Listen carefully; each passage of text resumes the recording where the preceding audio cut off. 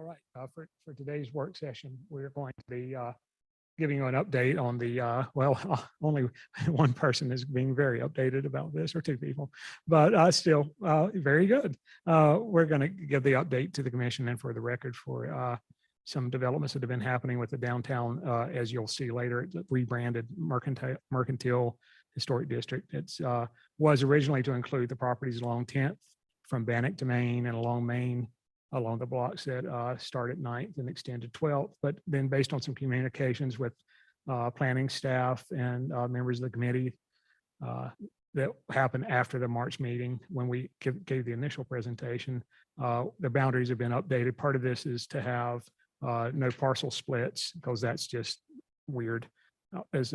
Not a fancy planner term, but it is weird.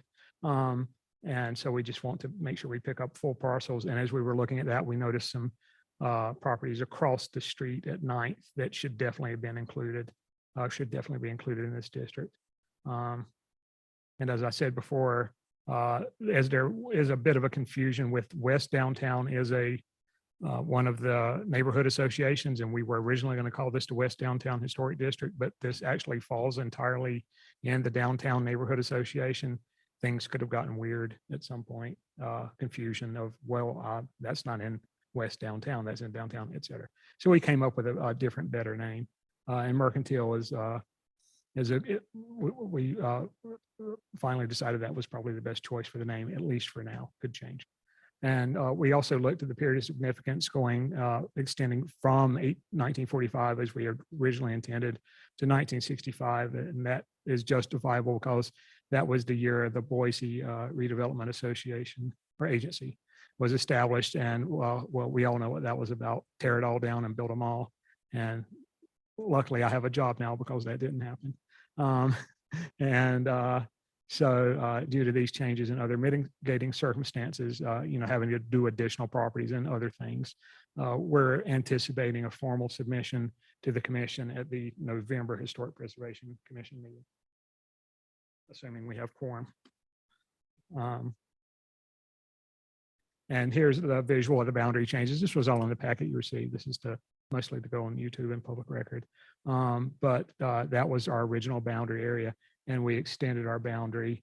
And like I say, we picked up these buildings, they show better here, these 4 buildings and a few other buildings, one as recent as 1955, I think 55 or 54. So here's the added buildings. Gosh, small font. Look at me. Yeah, of course. Well, you can see which building these are. Alexander's, et cetera. Those are the 4 along 9th on the east side. And some more. This is a non-contributing structure. There is something there historic if you look really hard, but it was heavily remodeled, so we consider that non-contributing. This is the addition to the Wahi, which we'll be considering non-contributing. And this is the First Bank, whatever it is now, but built as the First Bank in 1955, and it was contributing, designed by Hummel. And the last building is the non-contributing modern. This was a recent build. And with that, that ends my presentation. I'm open for discussion, some thoughts about how it looks like we're going, and how the commission feels as a whole about these modifications. Stand for questions. Hi, since I'm the only one who's new to this concept, how did the business owners feel about it? Because we talked about that at our last meeting, that you were going to talk to them. We're going to push that a little bit later on for the first communication, but we definitely do anticipate, and we'll have business owner buy-in before we bring it to the commission for review.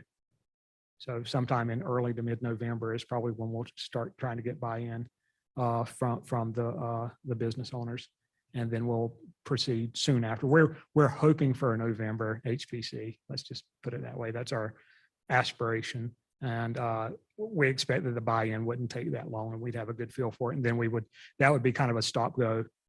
Depending on what the feedback is, if a plurality of the business owners are very against it, then that would cause us to rethink our approach. But we The just business haven't. owner in me is Mhm. saying, you should have already talked to the business owners by now if you spent all this time on it. Like that it's a time suck until you know if you got buy-in from your community or not.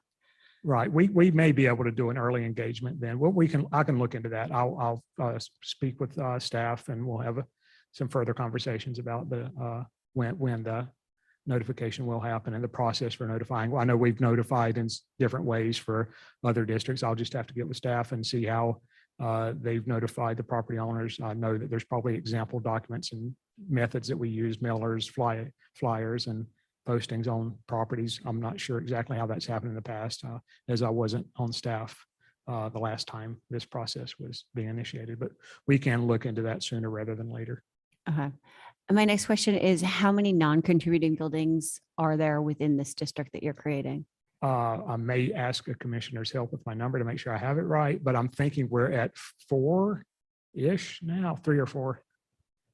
Because there is this, well, I'll have to remember what was happening before, but there's this is actually it's listed more clearly here through this grouping for the ones that are non-contributing.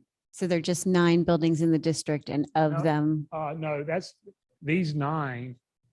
9 was what was before. These are additional buildings that are going into the district. To the right, the key is Okay. just for the additionals. so total of 18 buildings in the district, 12. 9, 12 Yeah. plus, okay. So Well, 21. No, that is an addition, so we'll call that, we'll still make that. There's slightly more. There's a, I want to say like 23 or 24. 22, 20, sorry, 21. And just 4 non-contributing or more than 4? Because there's Um, some in this original section that. were Yes, I considered think that is in the non-contributing. original section. That's maybe, no, let's see. I think everything in the original was contributing except maybe what was potentially not I thought from the contributing. Did we original have one that we presentation. decided was not contributing? I can't think of one. We had, I think. There's one definitely in the middle next to Maine that doesn't have your dot on it. Yeah. Oh, there's- that doesn't have a number on it? It doesn't have a dot, which would mean that it would not be eligible based on your Oh, key that, down what- below. not that one outside, but where's So- There was 2, I think, in the original. 2 in the original? Okay, I knew there was at least 1. I just couldn't remember the numbers for sure. So yeah, we're getting to about 6 of 21. So about a fourth of the buildings are non-contributing then within the zone. And that's actually pretty good for the historic district. Yeah, it is generally non-contributing because of the modifications or year of what construction is post dates. There's in this area, there's the small brutalist drive-through for a bank that's picked up as part of picking up a full parcel. And that would be, I'm not including that because it's outside of the period of significance, but that could be included as an additional non-contributing structure. I'm just not including it on this graphic. Okay. What work do you have remaining? We have more documentation, some more analysis of the buildings that we've added. And then we have to create the actual working documents, memos and other things like that. I've been looking at memos of past applications. I'll have further meetings with staff to get through exactly how to suss out particularly what it looks like.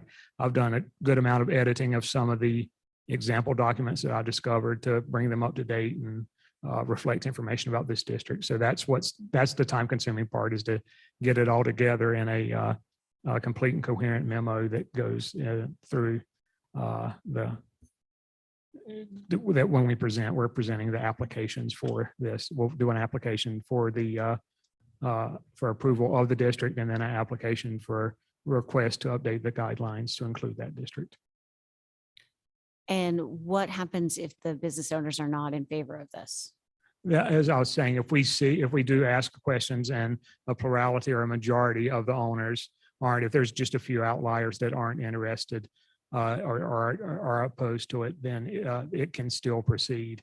It's just a matter of the numbers. I don't know exactly how the particulars work, but feedback is desired, and we definitely want complete buy-in or as close to complete buy-in as possible, knowing that there is probably going to be a few business owners that aren't. But then it's my job as a salesperson for historic preservation to do my best for convincement that it is a good idea, and it's not the burden that may be the reason that they are opposed to it. Thank you.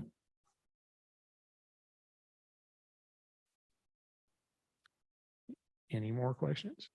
Oh, well, I guess the two other members of the committee may not be asking questions.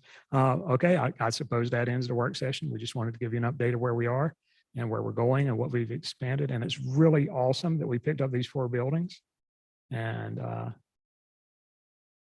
because, yeah, those especially, that's just, that's a good addition. That is definitely a part of the coherency. And it's also helps with having the whole across the street is not a district syndrome alleviated a little bit in that area, because it's generally good to have districts bound by alleys and other methods of bounding. Than that building across the street is not in my district and they're doing what to it and why can they do that? All right, that's it. Thank you. Thank you.